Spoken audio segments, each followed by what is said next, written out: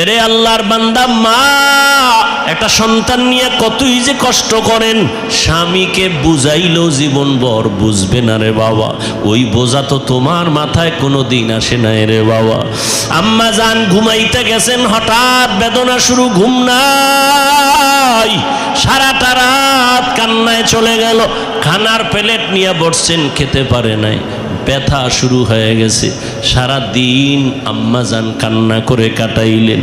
ও আল্লাহর বান্দা, আম্মাজানের কণ্ঠ বাহিরের কেউ শুনে না কখনো, কিন্তু প্রসব বেদনা যখন শুরু হয়ে গেল, আম্মাজানের চিৎকারের আওয়াজ, আশেপাশের মানুষ, বাড়িওয়ালারা ঘুমাইতে পারে না। মহিলা ঘরের মধ্যে কখনো কণ্ঠের আওয়াজ শুনি নাই, কিন্তু এখন চিল্লায় কেন রাত্র 12টার ভোরে? খবর নিয়ে দেখে বাচ্চার প্রসব বেদনা শুরু হয়ে গেছে।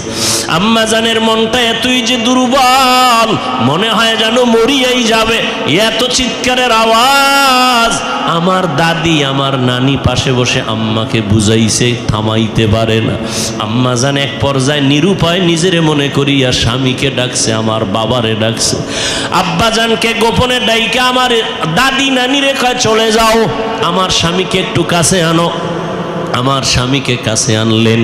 আম্মাজান স্বামীর হাতটা ধইরা চোখের পানি ছেড়ে কাঁদে আর কয়, স্বামী, আমি আপনার ঘরে সংসার করতে গিয়ে কত বেয়াদবি করেছি, আপনার যেইভাবে খেদমত করা দরকার আমি করতে পারি নাই, দয়া করে আপনি আমার দাবিটা ছেড়ে দেন, আমাকে মাফ করে দেন।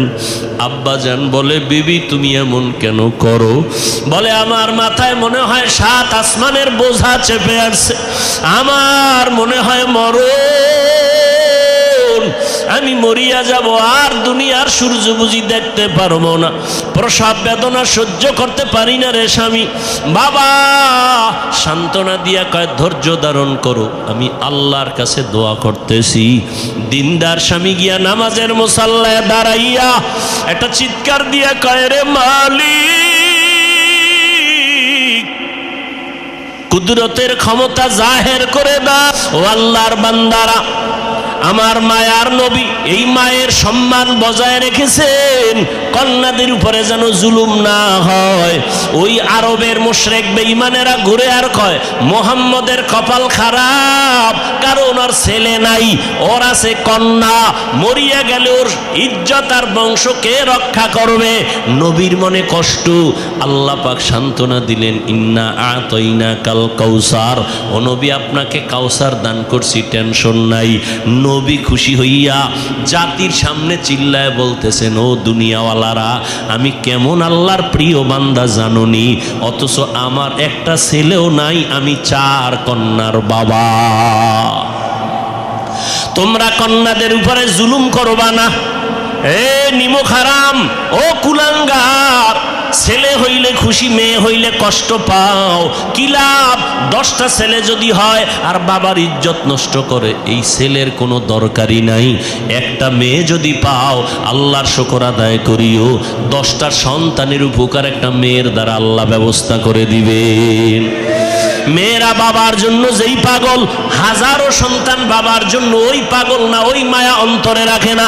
যার কন্যা আছে সে ছাড়া বোঝানো যাবে না। মেয়েরা বাবার জন্য যে কত আসে, বাবা যদি একটু অসুস্থ হয়ে যায়, ছেলেরা বিরক্ত হয়, এত অসুস্থ, হসপিটালে কে নিবে? কিন্তু মেয়ে যখন শুনে, খানা বন্ধ করে দেয়, পাগলের মতো দৌড়ায়। বাবার অসুস্থ খবর পাইয়া বলে, আমি আর ঘরে থাকবো না। বাবায় কই? বলে হসপিটালে। কয়, দৌড়াও। ওই মেয়েটা বাবার কাছে যায়, বাবা এত কষ্ট পাইও না, কাঁদিও না। একটা মেয়ে বাবার জন্য এতটাই ফেদা, এতটাই মায়া মোহাব্বত নিয়ে চলে। একটা মেয়ে চায় তার কলিজাটা কাইটা বাবার জন্য দিয়ে দিবে। ওই মেয়ে পাইয়া যারা খুশি না, তোমাদের কপাল বড় খারাপ। নবী বলেন, একটা কন্যা পাইছো, একটা জান্নাতের মালিক হয়ে গেছো। 2টা কন্যা পেয়েছো, 2টা জান্নাতের মালিক হয়ে গেছো। আমার মায়ার নবী ওই চরিত্রহীন মানুষগুলোর জমিনে আইসা আমার নবী তাদের আলিঙ্গন করলেন, বুকে লাগাইলেন। তোমার আমার মতো সি কইয়া বেনামাজিরে তাড়ায়া দেন নাই। আল্লাহর নবী, ওরা গালি দেয়, নবী আরো কাছে যায়। ওরা লাত্তি দেওয়ার চেষ্টা করে, নবী আরো কাছে যায়। ওরা গালি দেয়, ওরা বদনাম করে, নবী প্রশংসা করে। ওরা জবান বন্ধ রাখে, বেজার হয়, নবী বারবার হাসি দেয়, আসো। নবী এমন ভাবে তাদের মহব্বতের বন্ধনে আবদ্ধ করলেন। মাত্র 13 বছরের ব্যবধানে মক্কার মানুষগুলো এত দামি হয়ে গেল। নবী একটা বেতের বাড়িও দেন নাই, একটা গালিও দেন নাই। নবী চোখ গরম করে কারো দিকে তাকান নাই। নবী গালি শুনছেন কিন্তু জবাব দেন নাই। মাত্র 13 বছরের ব্যবধানে এই মক্কার চরিত্রহীন মানুষগুলো এত দামি হয়ে গেল। আল্লাহ জিব্রাইল আমিন রে পাঠায় বলে, যাও, লিস্টি দিয়া দিলাম, লিস্টির মধ্যে নাম আছে, নবীকে বলো ঘোষণা দিয়া দেয়, এই লিস্টিতে যাদের নাম আছে সবাই বিনা হিসাবে জান্নাতি। রহমতের নবী অল্প টাইমের ভিতরে মক্কার মানুষগুলোকে জান্নাতি মানুষে পরিণত করে ফেললেন। সুন্দর আখলাক আর ব্যবহার। একদিকে নবী দাওয়াত দেন, অন্যদিকে নবী আল্লাহর কাছে সারা রাত দোয়া করেন, আল্লাহ ওই মানুষটা বুঝে না, হেদায়েতের দরজা খুলে দাও, ওই মানুষগুলো কি দিনের পথে আনো। তায়েফের ময়দানে আমার নবীর আদর্শের দিকে তাকাও। তায়েফের ময়দানে ওই কাফের ওরা সবাই নবীজিরে দেখিয়া ছোট ছোট বাচ্চাগুলো লেলিয়ে দিল, বলে পাথর মেরে মক্কার এই পাগলটারে তাড়ায়া দাও। মায়ার নবীরে যখন পাথর মারে, বৃষ্টির মতো রক্তগুলো পড়ে পড়ে নবীজির জুতা মুবারক আটকায় গেছে। নবী চোখের পানি ছেড়ে কাঁদে। আল্লাহ সহ্য করতে পারলেন না। ও জিব্রাইল, আমার নবীরে গিয়া বলো এখনই তায়েফের জমিন উল্টায় সব ধ্বংস করে দেই। জিব্রাইল ঈসা বলেন, ইয়া রাসূলুল্লাহ, আল্লাহ পাকের হুকুম, আপনি বললে তায়েফের জমিন উল্টায় দিব, সব মেরে ফেলবো। মায়ার নবী কাঁদেন আর বলেন, না না, এদের মারবা না, এরা চিনে না, এরা বুঝে না আমি মুহাম্মদকে। আমার মা নাই, বাবা নাই, আমি বড় ইয়তীম, দুনিয়াতে বাবা বলে ডাকতে পারি নাই। 6 বছরে মা হারায় ফেললাম, আমি বড় অসহায়। তবে এদের মারিও না, একদিন এদের দ্বারা দিনের বড় উপকার হবে। আমার মায়ার নবীকে যতই ওরা গালি দিত, আমার নবী একটা গালিও দেন নাই, জবাবও দেন নাই। নবীর আদর্শ দিয়া মক্কার জমিনটাকে জান্নাতি মানুষ বানায় দিলেন সব। ও আল্লাহর বান্দারা, ওই রহমতের নবী কেমন আদর্শ কায়েম করে দিলেন। যুবকদের নবী বলে গেলেন, যুবকের আমি মুহাম্মদের উপকার করেছে, বুড়ারা আমি মুহাম্মদের বিরোধিতা করেছে। ও যুবক বাবা, কয়দিন আর দুনিয়াতে বাঁচবা? আমি কিন্তু এতক্ষণ চিল্লাইলাম, তোমার পায়ে ধরে ধরে বয়ান করলাম। কুত্তার মতো সারাটা দেশে ওলামায়ে কেরাম দৌড়ায় আর বয়ান করে, পাও ধরে। ও আল্লাহর বান্দারা, বিনিময়ে তোমরা একটা টাকাও দাও না, বরং গালি দাও, বিরোধিতা করো। এরপর আলেমরা কিন্তু এর গালির জবাবও দেয় না, বরং দেখলে হাসি মুখে সালাম দেয়, মোহব্বতের সাথে বুকে লাগায়। এর একটাই মাত্র কারণ, নববী আদর্শে তারা চলতেছেন, দুনিয়ার মানুষের দিনের পথে ডাকতেছেন। ও যুবক বাবারা, আজকে আমি এই কথা বলি নাই তুমি আজকে আমার মতো পাগড়ি লাগাও, স্কুল কলেজে তালা লাগায় মাদ্রাসায় চলে আসো। না রে বাবা, তুমি স্কুলে থাকো, কলেজে থাকো, লেখাপড়া করো, চাকরি করো, ডাক্তারি পড়ো, ইঞ্জিনিয়ারিং পড়ো, ব্যবসা করো, রহমতের নবীর মোহাব্বত লাগায় সুন্নাতওয়ালা জিন্দেগির দিকে আগাও। নবীর পুরাটাই রহমত, এর বাইরে কিছুই নাই। জগৎ সমূহের জন্য রহমত। এখানে অনেকে তর্জমা করে উভয় জগতের জন্য রহমত। উভয় জগৎ মানে দুনিয়ার জগৎ, পরকালের জগৎ। আমি তর্জমা করলাম জগৎ সমূহের জন্য রহমত। তার মানে জগৎ দুইটা না, জগৎ আরো বেশি। রুহের একটা জগৎ, আলাদা জগৎ। মায়ের গর্ভের একটা জগৎ, আলাদা জগৎ। দুনিয়ার জগৎ একটা আলাদা জগৎ। আলমে বরজাখ, কবর জগৎ একটা আলাদা জগৎ। হাসরের ময়দানের একটা জগৎ হলো আলাদা জগৎ। জান্নাত ও জাহান্নামের জগৎ আলাদা জগৎ। আল্লাহ বলেন, এই সব জগতের জন্য আমি আল্লাহ হলাম রব্বুল আলামিন, আর আমার বন্ধু মুহাম্মদকে বানায় দিলাম রাহমাতুল লিল আলামিন। সমস্ত জগতের জন্য আমি আল্লাহ হলাম রব, আর আমার বন্ধু মুহাম্মদকে বানায় দিলাম রহমত। আমার বন্ধুর পুরাটাই রহমতে ভরা, এই জন্য আমি আল্লাহ প্রথম আওয়াজ দেই গরম, এরপরে নরম। আমার বন্ধুর সব কথাই নরম, গরম কথা কম। আমি আল্লাহ গরম আওয়াজ দিলাম আল আসর ইন্নাল ইনসানা লাফি খুসর। সব মানুষগুলো জাহান্নামে যাবে, সব মানুষ জাহান্নামী, একজনও বাদ নাই। কিন্তু বইলে একটু ঠান্ডা করলাম, সব জাহান্নামে যাবে না।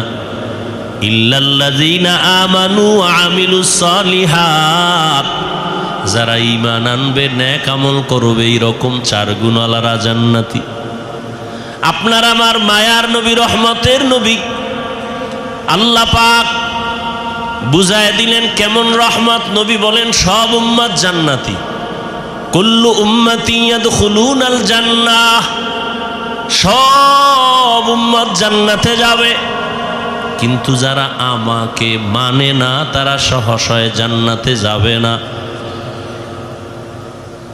রহমতের নবী, রূহের জগতের জন্য নবী রহমত,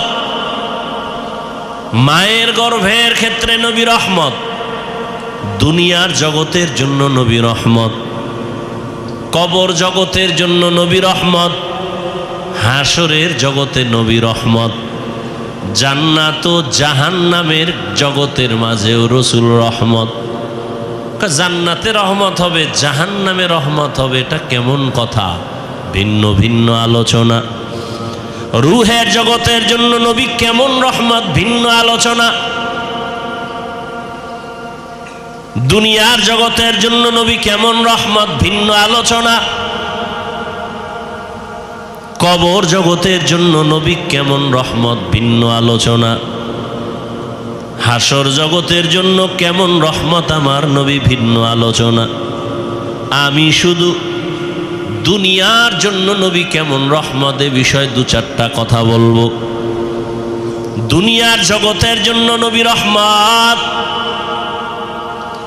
কেমন রহমত? বলে মুমিনদের জন্য রহমত আলাদা, মুমিনদের জন্য নবী রহমত, বেঈমানের জন্য নবী রহমত। পুরুষের জন্য নবী যেমন রহমত, নারীদের জন্য নবী রহমত।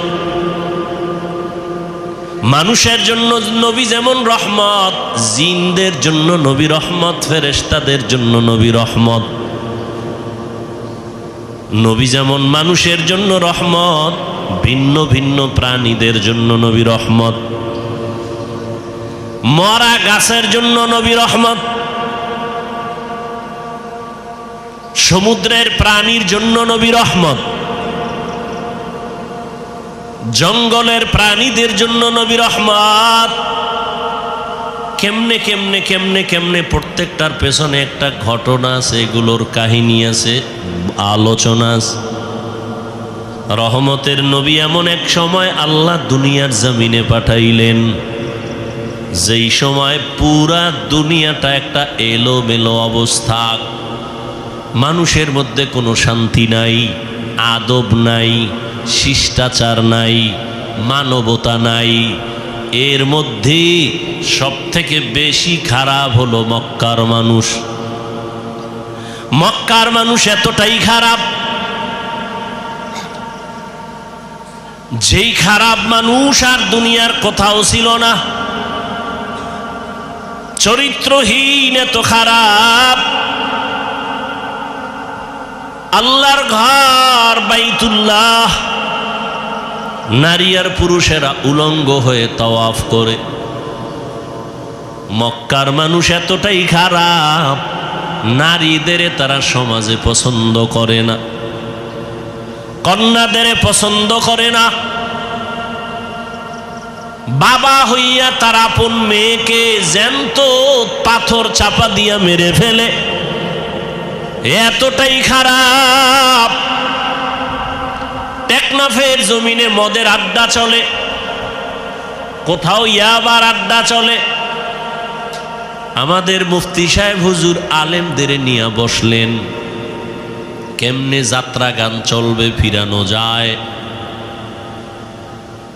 কেমনে নারীদের নিয়ে গান বাজনা উলঙ্গ নাটক চলবে, বন্ধ করা যায়।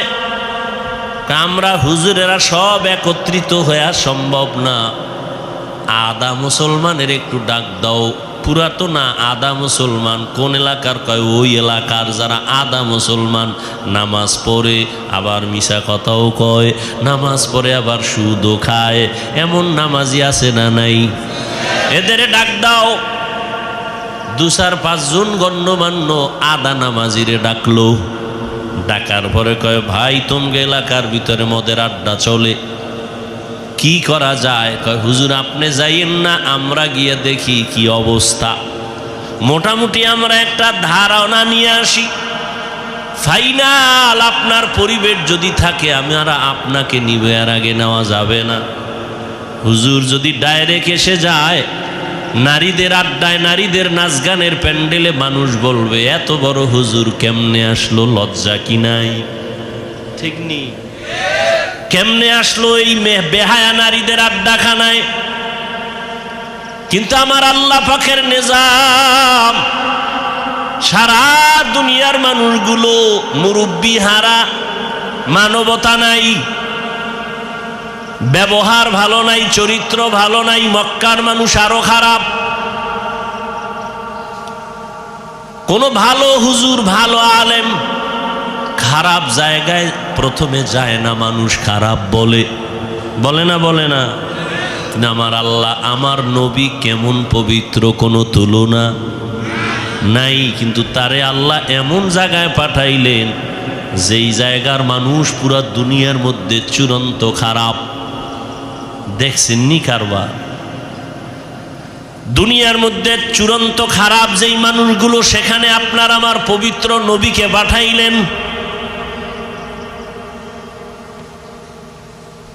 এমন এক সময়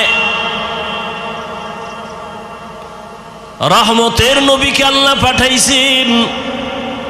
সারা দুনিয়ার মানুষ এত খারাপ হলো কেন?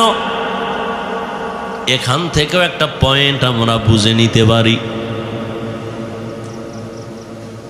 সারা দুনিয়ার মানুষ সব খারাপ কেমনে? আর বাইতুল্লাহ যেই ঘর, দামি ঘর, দেখলেই কলিজা ঠান্ডা, দেখলেই সওয়াব, এই জায়গার মানুষ অন্য মানুষের তুলনায় একটু কম খারাপ থাকবে, এরা আরো বেশি খারাপ। কারণ কি? এর একমাত্র কারণ হলো এদের কাছে কোনো মুরব্বি নাই। উম্মতের মুরব্বি নবী ঈসা নবী নাই। আমগো নবী আসবেন, মাঝখানে অনেক সময় চলে গেল, মুরব্বি নাই। আবার যারা মুরব্বির চেয়ারে ছিলেন, ক্রমান্বয়ে তারা দুনিয়ার লোভে পড়ে হক আর বাতিলটাকে খলত মলত করে ফেললো, ওলট পলট করে ফেললো। দুনিয়ার লোভ তাদেরকে হকের রাস্তা থেকে পিছনে নিয়ে গেল। এই জন্য যারা মুরব্বি মানবে না, তাদের মরার আগেই পদস্খলন হবে। আল্লাহ মানুষ বানাইছেন, মানুষ বানায় মানুষ যেন তার সম্মান ঠিক রাখিয়া চলতে পারে, সেজন্য 2টা ব্যবস্থাও দিয়েছেন। প্রথম ব্যবস্থার নাম মুরব্বি মেনে চলো। দ্বিতীয় ব্যবস্থার নাম আল্লাহর দেওয়া কিতাব অনুসরণ করো। বর্তমান দুনিয়াতে মানামানির ক্ষেত্রে 3টা দল আছে সারা দুনিয়ায়। এক দল বলে আমরা মুরব্বি মানি না, আমরা কিতাব মানি, কোনো ব্যক্তি মানি না। চায়ের দোকানে বইয়া চা পান করে আর আড্ডা দেয়, আমরা হাদিস কোরআন মানি, কোনো হুজুর টুজুর মানি না, ওলিয়া উলিয়া মানি না, মাযহাব মানি না, আমরা কোনো ব্যক্তি মানি না। যারা শুধু কিতাব মানি বলে, ব্যক্তি মানে না, আল্লাহর কসম তারা ভণ্ড। আর এক দল আছে আমরা মুরব্বি মানি, কোনো কিতাব মানি না। কিতাব মানবো কি? আব্বাও পড়তে পারে না, আমরাও পড়তে পারি না, কোরআনের আরবি কি পড়তে জানি না, হাদিসের আরবি বুঝি না, পড়তেও পারি না। আমগো ফিসাব যা কয় তাই মানবো। কয় পীর যদি জাহান্নামের দিকে নেয় কি করবি? কয় যাব। তাহলে যারা কিতাব মানে শুধু ব্যক্তি মানে না, ভণ্ড। আবার যারা ব্যক্তির গোলামি করে, কোনো কিতাব মানে না, কোরআন সুন্নাহর আলোকে চলে না, তারাও ভণ্ড। আর যারা বলে আমরা ব্যক্তিও মানি কোরআন হাদিসও মানি, তারা হক। কারণ ব্যক্তি ছাড়া কোরআন হাদিস বোঝা যাবে না। তবে ব্যক্তিকে আল্লাহকে আমি সিলেকশন করে দিলাম, পরীক্ষা দিবি ছাত্র, পরীক্ষায় পাশ করার জন্য তোকে গাইড দেওয়া লাগবে, তাও আমি দিয়ে দিলাম। আল্লাহ বলেন গাইডের নাম কোরআন। গাইড বুঝো না, বুঝাইয়া দেওয়ার জন্য কোচিং মাস্টার লাগবে, কোচিং প্রাইভেট মাস্টার। এরা তোরে গাইড ধরে ধরে বুঝাবে, পরীক্ষার প্রশ্নগুলো দাগায় দিবে। আল্লাহ বলেন আমি গাইড দিলাম কোরআন, আর এই গাইডকে তোর কাছে বুঝাইয়া দেওয়ার জন্য আমি কোচিং মাস্টার বানাইলাম রাহমাতুল লিল আলামিন। যদি তুই নিজে নিজে গাইড পড়ো, আগাইতে পারবি না, কোনো না কোনো এক জায়গায় আটকায়া যাবি, ফেল। 10 সাবজেক্টের মধ্যে বান্দা তুমি সবটায় যদি 100 করে পাও, একটায় যদি তুমি 20 পাও, তুমি পুরাটাই ফেল। 10টা সাবজেক্টের ভিতরে প্রত্যেকটায় যদি তোমার 100 নাম্বার দরকার নাই, 50 দরকার নাই, 33 করে যদি তুমি সবগুলোতে সমানভাবে পাও, তুমি পাস। কিন্তু 9টা সাবজেক্টে তুমি 100 নাম্বার পাইছো, একটায় পাইছো মাত্র 28 বা 25, তুমি পুরা সাবজেক্ট ওয়ারি ফেল। ঠিক না? জিহাদের ময়দানে নাম্বার উঠাইছো 100, তাসকিয়ার লাইনে তোমার নাম্বার 20, তুমি ফেল। তাসকিয়ায় নফসের লাইনে তোমার নাম্বার 100, জিহাদের ময়দানে তোমার নাম্বার 20, তুমি ফেল। আমার রসুলের প্রত্যেকটা কাজের ক্ষেত্রে তোমার অন্তর দিয়া দাও, জান মাল কোরবান করে 100 নাম্বার উঠাও, তুমি পাস। রহমতের নবী বিদায় বেলা চলে গেলেন। এই উম্মত কিয়ামত পর্যন্ত আর একটা সেকেন্ডের জন্য নবীকে পাবে কি? টেকনাফে নবী আইবেননি? মাঝে মাঝে আসবেন। আবু বকর, ওমর, ওসমান, আলী, কোন সাহাবায়ে কেরাম আসবেন রাদিয়াল্লাহু আনহুম আজমাইন, আসবেন। আবু হানিফা, ইমাম বুখারী, ইমাম মুসলিম, ইমাম তিরমিজি আসবেন। বড় পীর আব্দুল কাদের জিলানী আসবেন। আমগো কাম কি? আমরা তো জান্নাতে যাব না ইনশাআল্লাহ। এখন জান্নাতে যে যাব, পথ কই, ঠিকানা কই? ঠিকানা লাগবে না? ঠিকানা আছে কোরআন হাদিসে। কোথায়? এখন আপনি কোরআনের আরবিও বুঝেন না, হাদিসেরও আরবি বুঝেন না, আপনার উপায় কি? একটাই মাত্র পথ। আল্লাহর নবী বলেন আমি বিদায় হয়ে গেল, আমি 2টা জিনিস তোমাদের মাঝে রেখে গেলাম, দইরা রাখলে ঈমানও যাবে না, সম্মানও যাবে না। ঈমানও যাবে না, সম্মানও যাবে না। খেয়াল করেন, এই উঠা বসা করেন কেন ভাই? লড়াচড়া করেন কেন?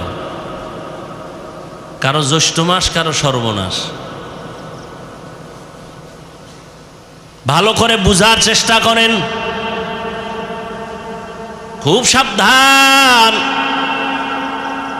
কিয়ামত পর্যন্ত কেউ আসবেন না, নবী আসবেন না, সাহাবায়ে কেরাম আসবেন না। জান্নাতে তো যেতে চাই, ঠিকানা কোরআন হাদিসে, কিন্তু পড়তেও পারি না, কপাল খারাপ। হাদিসের আরবি বুঝি না, ব্যাখ্যা তো পরের কথা। কোরআনের তরজমা বুঝি না, ব্যাখ্যা পরের কথা। ওয়ালা দলিন আছে না? প্রত্যেক নামাজেই কিন্তু এই আয়াত পড়ি, গায়রিল মাগদুবি আলাইহিম ওয়ালাদ-দাল্লিন। দল্লিন মানে দল্লিন, দল্লান মানে পথভ্রষ্ট, গোমরাহ। কি বুঝেননি? গোমরা বুঝেন তো ভাই? কথা বলেন।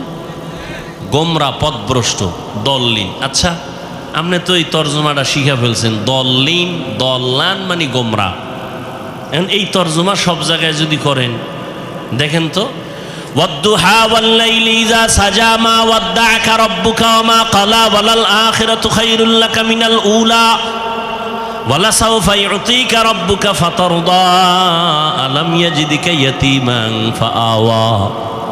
এরপরের আয়াতটা যারা পারেন পড়েন, ওয়া ওয়াজাদাকা দাল্লান ফাহাদা। আল্লাহ নবীর শানে আয়াতগুলো বলছেন, দল্লান পইরে আসছেন, দল্লিন মানে গোমরা। নবীরে বলবেন আল্লাহ বলছেন নবী আপনি গোমরা, আপনি পথভ্রষ্ট, আমি আপনাকে হেদায়াত দিছি। রসুলের শানে এই কথা বলে বেয়াদবি না? কথা বলেন না কেন? কারণ আপনি তো বাংলা তর্জমা শিখছেন, কারণ আপনি তো বলবেন নবীও গোমরা।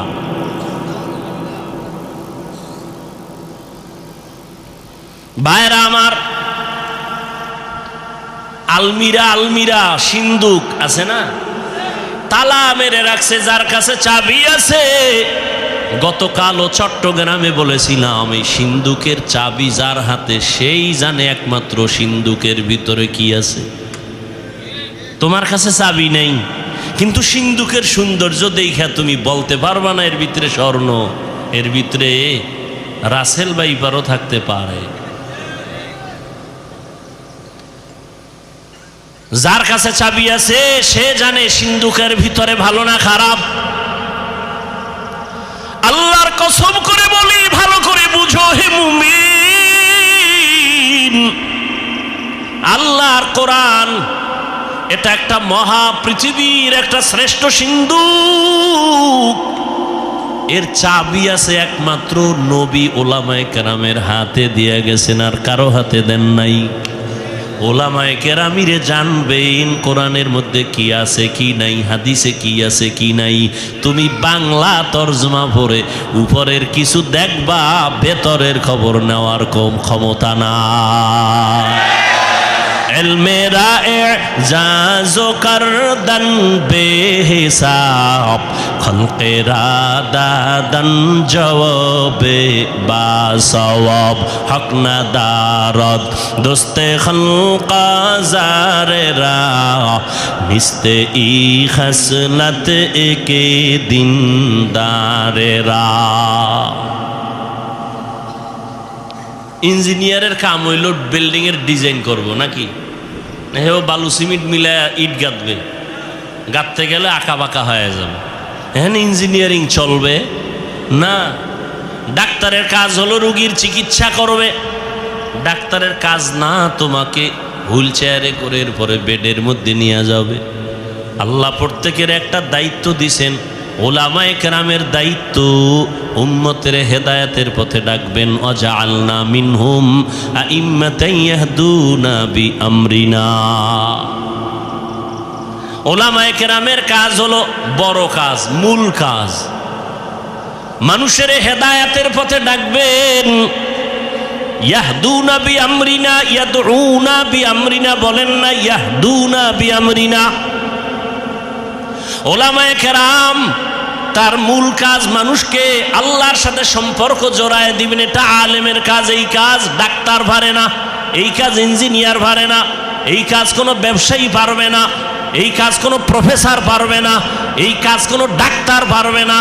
ডাক্তার যদি আমি আলেমের কাজটা নিতে যাই, আমি ইঞ্জিনিয়ারিং পড়ি নাই, আমি যদি একটা কাগজ কলম নিয়ে ডিজাইন করা শুরু করি, আউলা জাউলা হয়ে যাবে, সুন্দর হবে না। ওরে ডাক্তার যদি ইঞ্জিনিয়ারিংয়ের কাজটা না, ইঞ্জিনিয়ার যদি ডাক্তারের রোগী দেখার চেষ্টা করে, সব ওলট পালট হবে, অসুন্দর হবে, কোনোটার সীমানায় পৌঁছা যাবে না।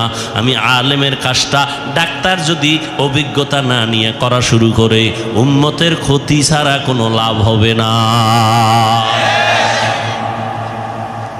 কিন্তু কপাল খারাপ, ব্যবসা আমি আলেম না করলেও অন্যরা করতে পারবে না, পারবে না। চাকরি পারবে না, আমার কাজটা হেদায়াতের যে কাজ আল্লাহ দিছেন, এটা কি অন্য কেউ পারবে? এজন্য পাকিস্তানের মুফতি রশিদ আহমদ লুধিয়ানভি রহমতুল্লাহ আলাইহি আহসানুল ফতুয়ায় লিখেছেন, আলেমের মূল কাজ মানুষকে হেদায়াতের পথে ঢাকা, এগুলো বাদ দিয়া ভিন্ন কাজ করা জায়েজ নাই, হারাম। এখন আমাকে স্লোগানে একটা কি ঢুকছে, আলেমরা পিছিয়ে থাকবে কেন? একটা মন্ত্রকে ঢুকাই দিছে ভিতরে। আলেমরা পিছিয়ে থাকবে কেন? আমি কই আলেম পিছিয়ে রইল কই? জানাজার ময়দানে আলেম সবার আগে, বিবাহের মজলিসে আলেমের সম্মান নিচে না উপরে? তো পিছিয়ে কই? বয়ানের প্যান্ডেলে আলেমের মর্যাদা কম না বেশি? এমপি সাহেব দেখলে কয় হুজুর দোয়া কইরেন, মন্ত্রী মহোদয় কয় হুজুর মোনাজাতটা আপনিই দেন। কেন মন্ত্রী আপনি পারেন না? আব্বাও দেন, আমিও বুঝি না, আপনিই দেন। তাহলে আলেম পিছনে? তোমাকে এই মন্ত্র কে শিখিয়েছে? আলেমরা পিছিয়ে থাকবে কেন? তার মানে ইমামতি বাদ দাও। কয় টাকা পাবা? কি করবো? ব্যবসা করো, চাকরি করো, ইমামতি বাদ দাও। তো আলেমরা ইমামতি বাদ দিলে গরু আইয়া ইমাম হবে? মিডিয়ার যুক্ত কথা বলতো কঠিন, কোন দিক দিয়ে কোন দিকে নিয়ে যায় আল্লাহ ভালো জানে। ছিদ্রান্বেষণকারীরা তো ওত পেতে আছে। আল্লাহ আমাকেও হেদায়াত দান করেন, আপনাদেরকেও হেদায়াত দান করেন। ভাইরা আমার, আল্লাহ কয় এই একজনে লাখ লাখ টাকা কামাই করে হারাম পথে, ও যা পায় তার থেকে 1000 গুণ বরকত। তুই ইমাম রে আমি 5000 টাকায় দিই, তোর কাছে পছন্দ লাগে না? একজনে 20 লাখ টাকা কামাই করে, 50 লাখ কামাই করিয়া না খাওয়ায় শান্তি, না বউ দিয়া শান্তি, সন্তান দিয়া শান্তি, সম্মান নাই, কিচ্ছু নাই।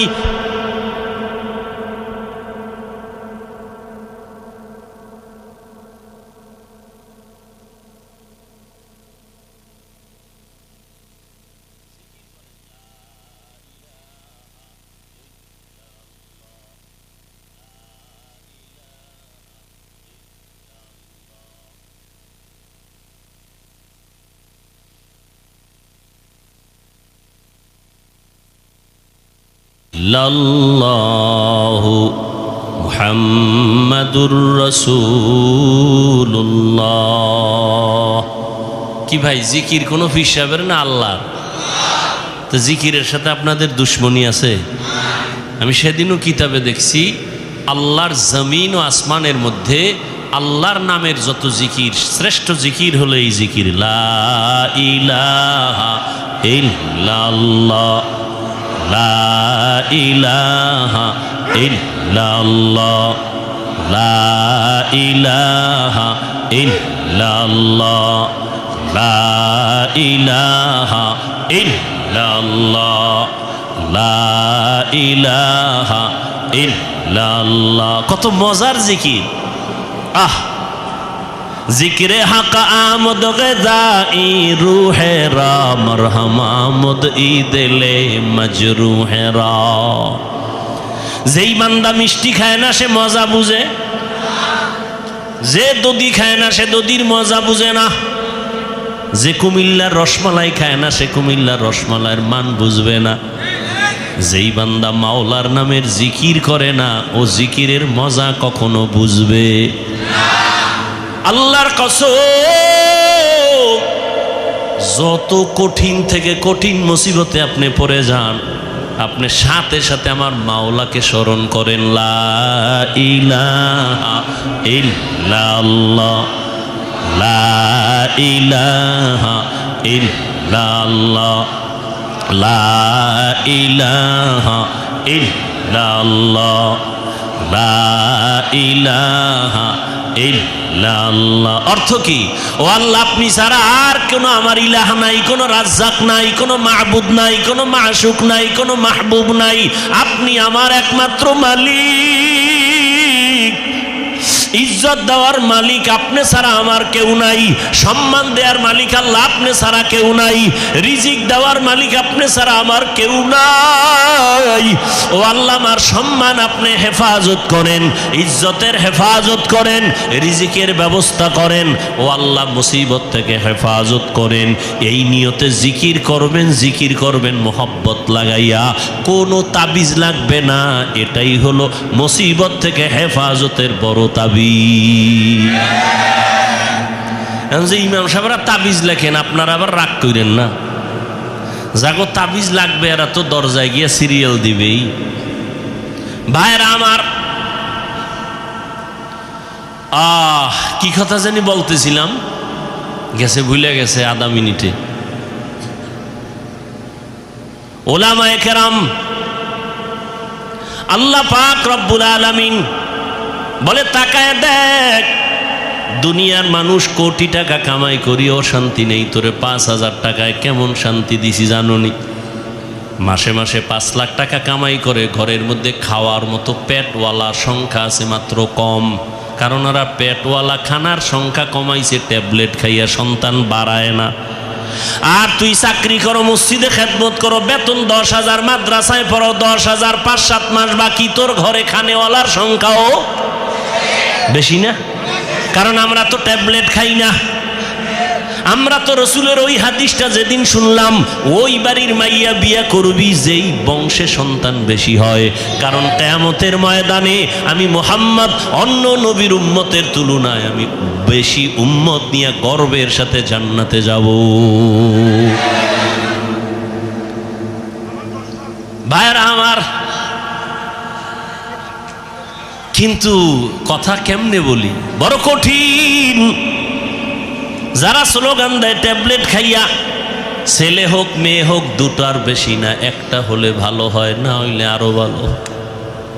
এই ট্যাবলেটওয়ালারা বলো 20 বছর আগের তুলনায় বর্তমানে মানুষের সংখ্যা বাংলাদেশে কম না বেশি? তো ট্যাবলেট কই? তোমরা যে সন্তান বন্ধ করলা জন্ম নিয়ন্ত্রণ করিয়ে, কই কমাইতে তো পারলা না। কারণ কি? বান্দা চাইলে কিছুই হয় না, আমার আল্লাহ চাইলে সব হয়। আল্লাহ যা চাইবেন তাই হবে, বান্দা যা চাবে তা হবে না। তবে হ্যাঁ, বান্দা চাইলেও হবে যদি বান্দার চাওয়াটা আল্লাহর চাওয়ার সাথে মিলে যায়। ভাইরা আমার, আল্লাহ পাক চাইছেন মানুষ বাড়াবেন। এখন বেঈমানের কথা কমাও কমাও, মানুষ কমাও কেন? দুইটা কথা, দুইটা স্লোগান কারা, মানুষ বেশি হলে থাকবে কই, খাবে কি? এই স্লোগান দুইটা। আল্লাহ কয় দোনোটার চাবি আমার হাতে রাখছি। মানুষ কই থাকবে ব্যবস্থা আমি করব, মানুষ কি খাবে ব্যবস্থা আমি করব। মুরব্বীরা বলেন তো, 1% জায়গা বুঝেন না? মুরব্বীরা বলেন না কেন?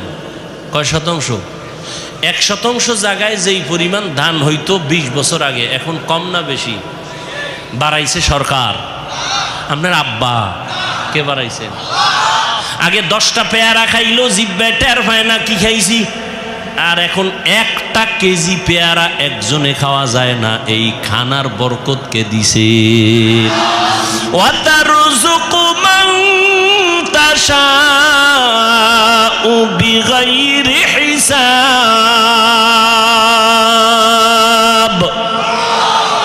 गर तवक्कुल मी कुनी हर सुबह शाम मेरा सानद रिज़्क़ तू अज़ला मकाम जुज़्बा हक़ ची ज़े मखा अज़ इंसुजा फज़ले उ आमस्ते दर जुमला जहा। রিজিক আগের তুলনায় বরকত বাড়ছে না? এখন কিন্তু খাওয়ার মানুষ নাই, খানা আছে অনেক, খাওয়ার মতো মানুষ নাই। 10 জনের খানা একজনে খাইতে পারতো, এই মানুষও ছিল না, এখন নাই। এখন নাই কিন্তু কিলাকিলিটা আছে, খাইতে চায় বেশি, পারবে আধা কেজি কিন্তু 1 কেজি নিয়ে টানাটানি। ডাক্তার বলছে মিষ্টি খাওয়া হারাম, হয়ে গেছে সবে বরাতে মিষ্টি আনতে মসজিদে তবারক। 1 পোটলা নিয়ে 1 হাতে পকেটে নিয়ে আর 1 হাত বাড়াইছে আর 1 পোটলা নেওয়ার জন্য। আছে না নেই? একজনের পিছন দিয়ে তাকায় দেখে আমি একটাই ভাই না, ও একটা ভাই আর একটা লই টানে কেন? ও পিছনের ডাল টান দিছে। টান যখন দিছে 2 জনের ভিতরে লাগছে ঝগড়া, কিলাকিলি। শেষ পর্যন্ত একজনও আর খাইতে পারল না, খালি হাতে বাড়ি। খাইতে পারে না কিন্তু খাওয়ার আগ্রহ নিয়ে জুলুম পর্যন্ত মানুষ করে, গরিবের উপরে জুলুম করে।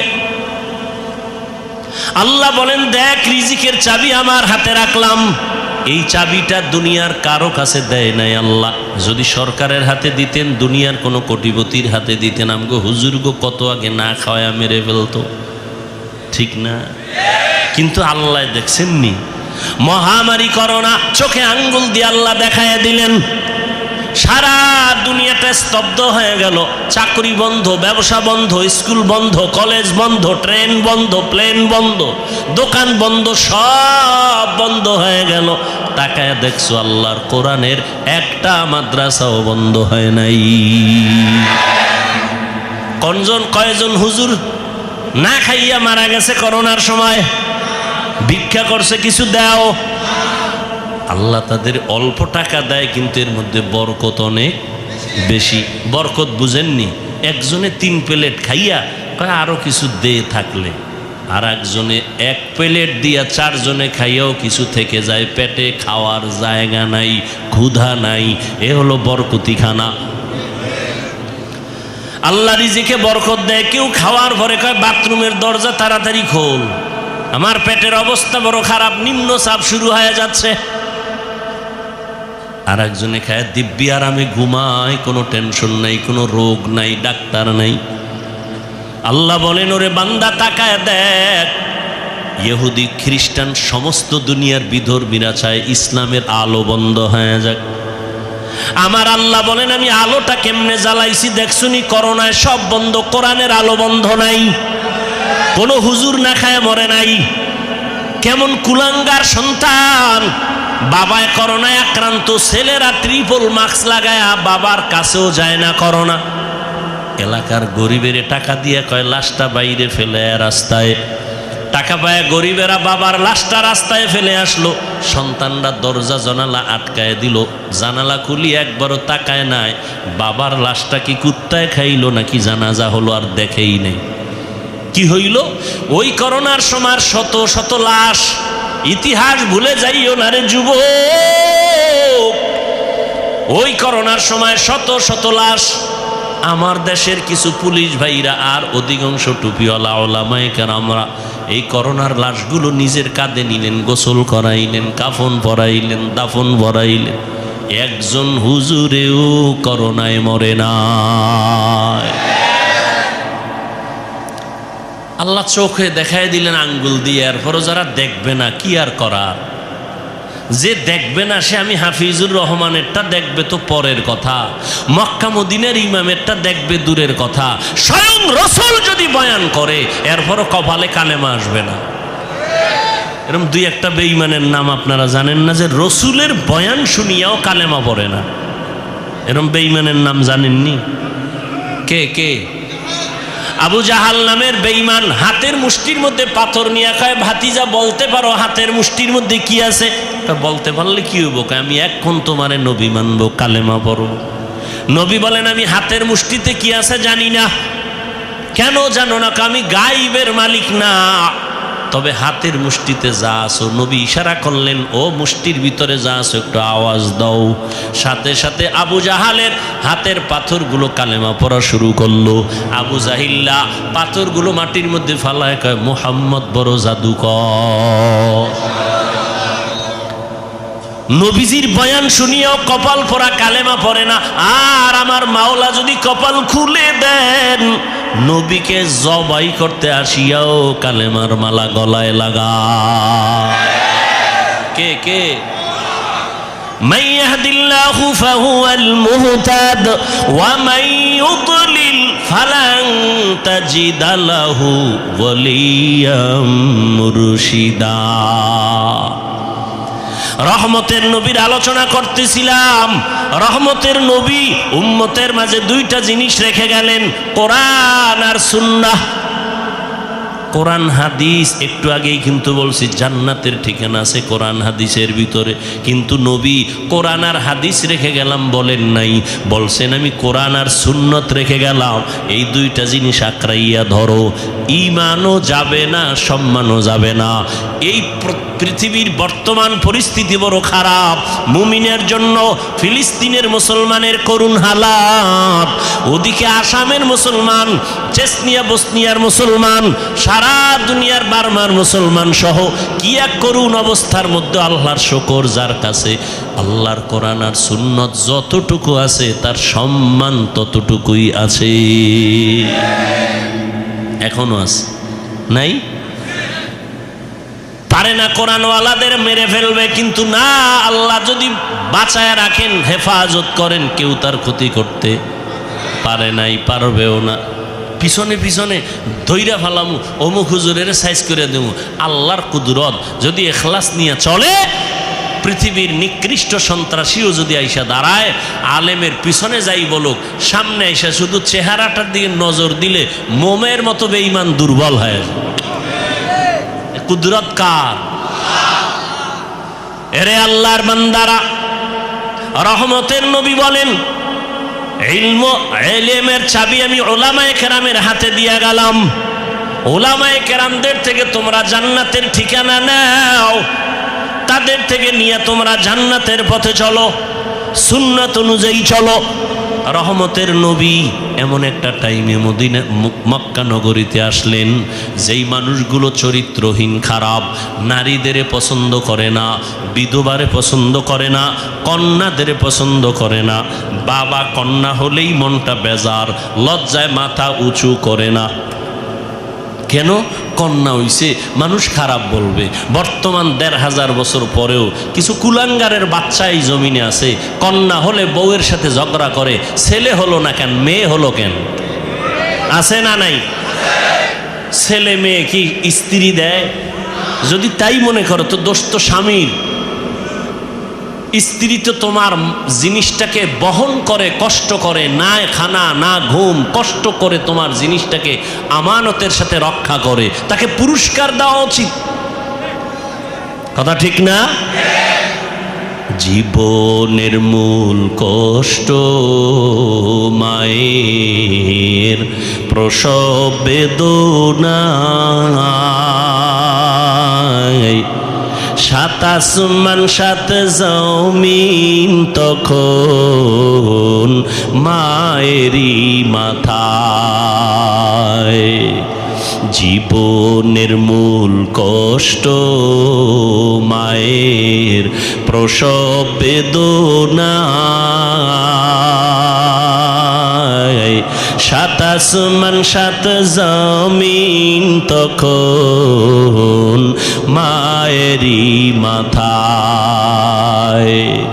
আমার সুন্দর মুখ দেখে মার,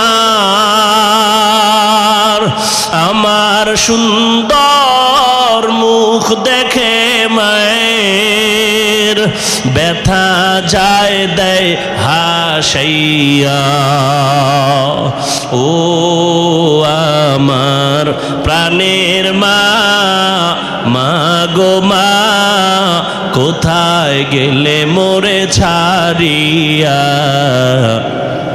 জনম দুঃখী ইয়াতিম আমি, চায় না কেহ ফিরিয়া।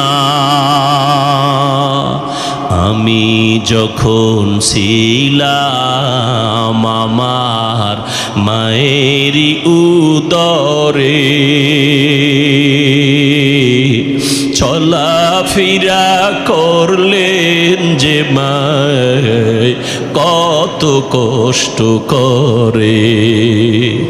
আমি যখন ছিলাম আমার মায়েরই উদরে,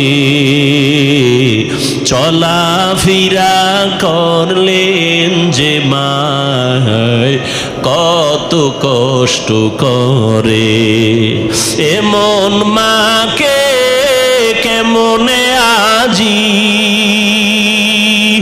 এমন মাকে কেমনে আজি যাব আমি ভুলিয়া। ও আমার প্রাণের মা, মা গো মা, কোথায় গেলে মোরে ছাড়িয়া? জনম দুঃখী ইয়াতীম আমি, চাই না কেহ ফিরিয়া। এরে আল্লাহর বান্দা, মা একটা সন্তান নিয়ে কতই যে কষ্ট করেন, স্বামীকে বুঝাইলেও জীবনভর বুঝবে না রে বাবা। ওই বোঝা তো তোমার মাথায় কোনো দিন আসে না রে বাবা। আম্মা জান ঘুমাইতে গেছেন, হঠাৎ বেদনা শুরু, ঘুম নাই, সারাটা রাত কান্নায় চলে গেল। খানার প্লেট নিয়ে বসছেন, খেতে পারে নাই, ব্যথা শুরু হয়ে গেছে। সারা দিন আম্মাজান কান্না করে কাটাইলেন। ও আল্লাহর বান্দা, আম্মাজানের কণ্ঠ বাহিরের কেউ শুনে না কখনো, কিন্তু প্রসব বেদনা যখন শুরু হয়ে গেল, আম্মাজানের চিৎকারের আওয়াজ, আশেপাশের মানুষ বাড়িওয়ালারা ঘুমাইতে পারে না। মহিলা ঘরের মধ্যে কখনো কণ্ঠের আওয়াজ শুনি নাই, কিন্তু এখন চিল্লায় কেন রাত্র 12টার ভোরে? খবর নিয়ে দেখে বাচ্চার প্রসব বেদনা শুরু হয়ে গেছে।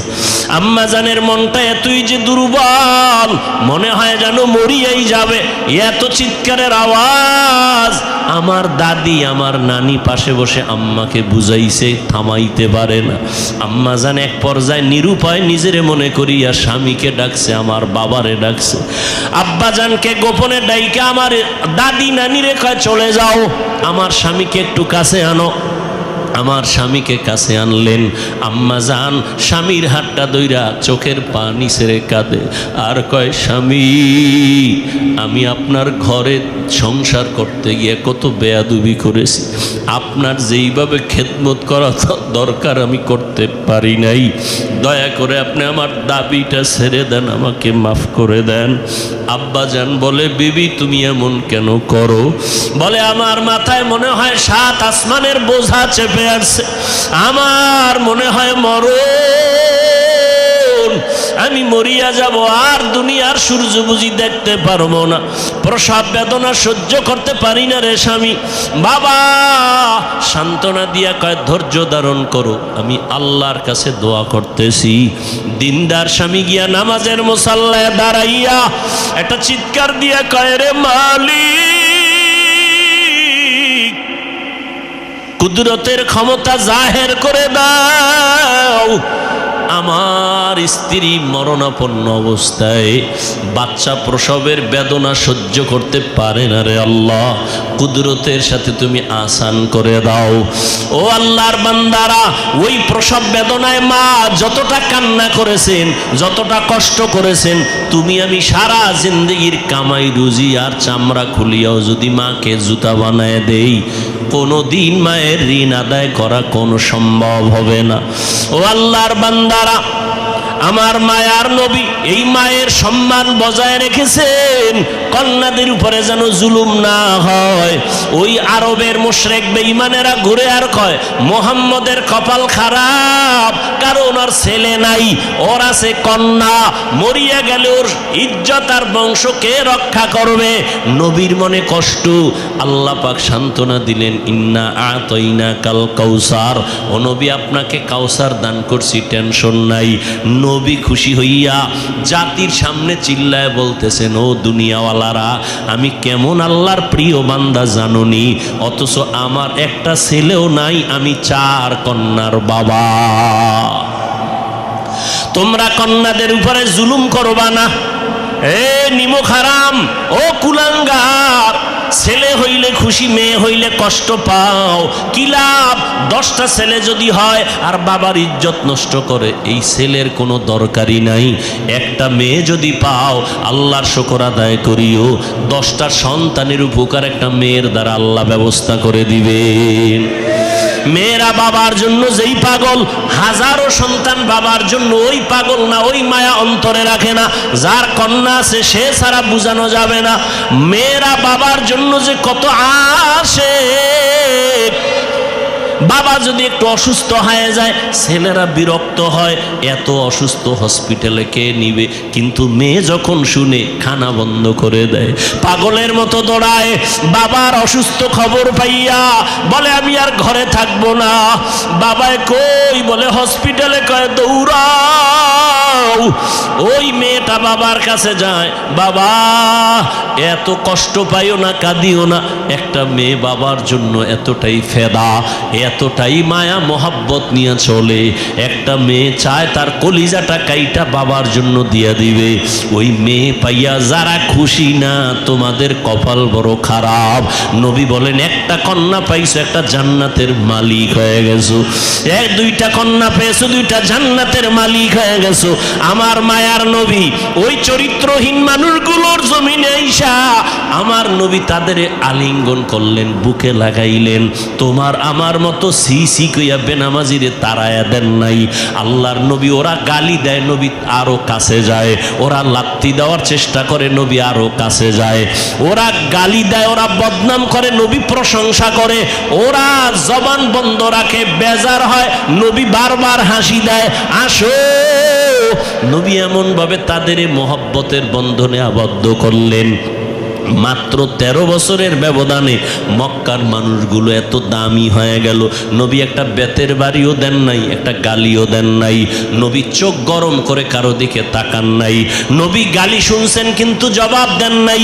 মাত্র 13 বছরের ব্যবধানে এই মক্কার চরিত্রহীন মানুষগুলো এত দামি হয়ে গেল। আল্লাহ জিব্রাইল আমিন রে পাঠায় বলে, যাও লিস্টি দিয়া দিলাম, লিস্টির মধ্যে নাম আছে।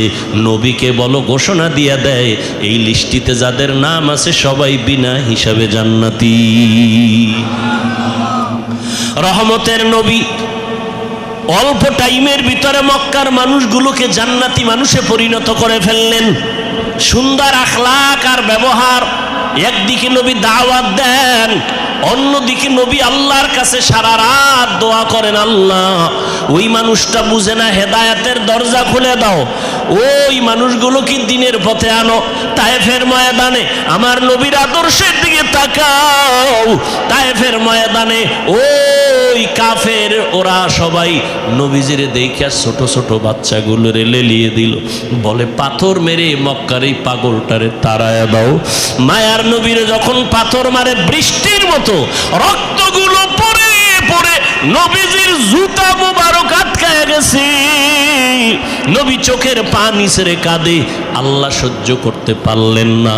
ও জিব্রাইল, আমার নবীরে গিয়া বলো এখনই তায়েফের জমিন উল্টায় সব ধ্বংস করে দেই। জিব্রাইল ঈসা বলেন, ইয়া রাসূলুল্লাহ, আল্লাহ পাকের হুকুম, আপনি বললে তায়েফের জমিন উল্টায় দিব, সব মেরে ফেলবো। মায়ার নবী কাঁদেন আর বলেন, না না, এদের মারবা না, এরা চিনে না, এরা বুঝে না আমি মুহাম্মদকে।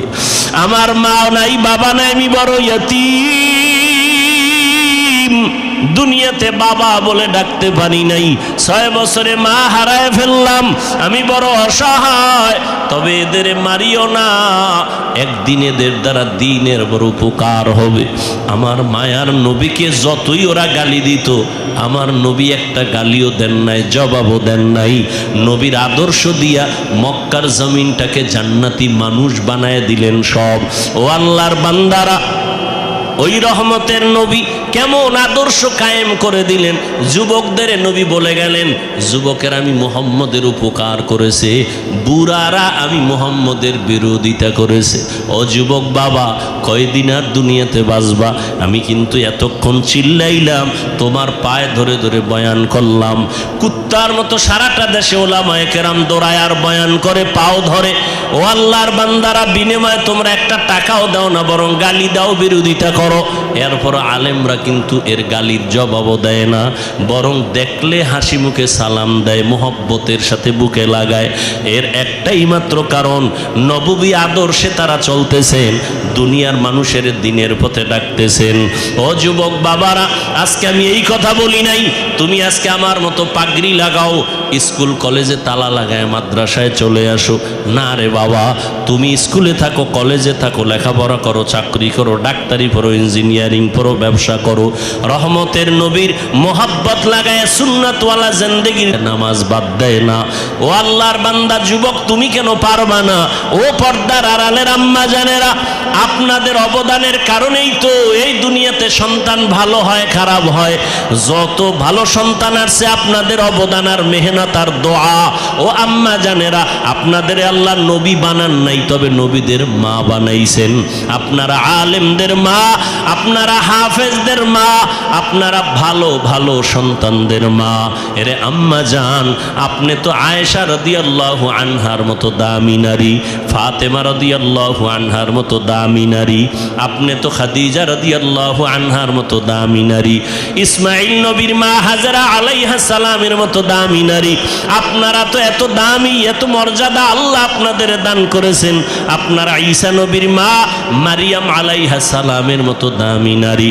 আপনার মতো কত মা, কত বোন এখনো আছে, নামাজ পড়ে, পর্দা করে, স্বামীর মাল হেফাজত করে, সন্তানগুলোকে দিনের পথে মেহনত করে, মোবাইলে সময় নষ্ট করে না। এরে আম্মা জানেরা, আপনারা কেন পারবেন না? একটা সন্তানকে কোরআনওয়ালা বানায়া ডাক্তার বানাবেন, কোরআন পড়াইয়া ইঞ্জিনিয়ার বানাবেন, কোরআন পড়াইয়া নামাজি একজন প্রফেসর বানায়া যাবেন। ওই সন্তান ডাক্তারি করলেও কোরআন পড়িয়া মা বাবার জন্য দোয়া করবে। এমন একটা আদর্শ সন্তান দুনিয়াতে রেখে যাবেন। ও সন্তানেরা, মা বাবার দোয়া নাও, বেঁচে থাকলে মায়ের কাছে যাও। মাকে যদি বলো, মা এই যুবকেরা দেখলাম কত তওবা করলো, কান্না করলো, আমার তওবার নিয়তি আসে না, কান্নাও আসে না, কারণটা কি? মনে হয় আল্লাহ আমার গুনার কারণে বেজার হয়ে গেছে, দিলটা পাথর হয়ে গেল, চোখে পানি নাই। মা তুমি মাথায় হাত দিয়ে একটু দোয়া করে দাও। তুমি যদি দোয়া করো, আল্লাহ পাক কবুল করে আমাকে হয়তো রাস্তা খুলে দিবেন। মা যদি দোয়া করে দেয়, কপাল খুলে যাবে। ও আল্লাহর বান্দারা, এখনো যদি অন্তর তৈরি থাকে তওবার জন্য, পিছনে তো কম নামাজ ছাড়ো নাই, কম বেপরদায় চলো নাই, গুনাহ তো কম করো নাই। এখন আল্লাহর কাছে মনে মনে বলো, হে দয়ার মালিক, তুমি তো রিজিকের মালিক, তুমি আমার হায়াতের মালিক, তুমি তো আমার ইজ্জত দেওয়ার মালিক। আজকে থেকে জীবনে যত গুনাহ করছি আর করব না, নামাজ ছাড়বো না, বেপরদায় চলবো না, দাড়ি কাটবো না, মুরব্বীদের কথা শুনবো, ওলামায়ে কেরামের পরামর্শ নিয়া নবীর তরিকায় চলবো। কোনো দিন মা বাবার সাথে বেয়াদবি করব না। খাঁটি অন্তরে যদি তওবা করো, আমার আল্লাহ দরজা খুলে তোমাকে কবুল করবেন, অন্তর তৈরি হবে। তবে এটাও সত্য কথা, আবু জাহালের মতো কিছু অন্তরওয়ালা দুনিয়াতে থাকবে, হাজারো বয়ানে দিল নরম হবে না, বয়ানের পরে বাইরে গিয়ে তারা বিরোধিতা করে গুনার পাল্লা ভারী করবে। আর ওমরের মেজাজওয়ালা যারা গুনার কথা স্মরণ করে চোখের পানি ছেড়ে তওবা করবে, ও আল্লাহ জাহান্নামের আগুনের গরম সহ্য করতে পারবো না রে মালিক, সূর্যের গরম সহ্য করতে পারবো না, ও আল্লাহ তুমি মাফ করে দাও, দুনিয়া থেকেই আমি তওবা করে নিলাম। যদি আল্লাহর বান্দা তওবা করার খাঁটি নিয়ত থাকে, অন্তরে কোনো মুনাফিকি না থাকে, তওবার নিয়ত থাকলে দুটো হাত আমার আল্লাহকে দেখায় দাও। আয় আল্লাহ আমাদের তওবা কবুল করে নেন, হাতগুলো কবুল করে নেন। আয় আল্লাহ তওবার উপরে মজবুত হইয়া ওলামায়ে কেরামের পরামর্শ নিয়া নবীজির সুন্নত অনুযায়ী চলার তৌফিক দান করে দাও। মা বাবার দোয়া নিয়ে চলার তৌফিক দান করো। আয় আল্লাহ আমাদের সবাইকে দ্বীনের খাদেম হিসেবে কবুল করে নাও, আমিন।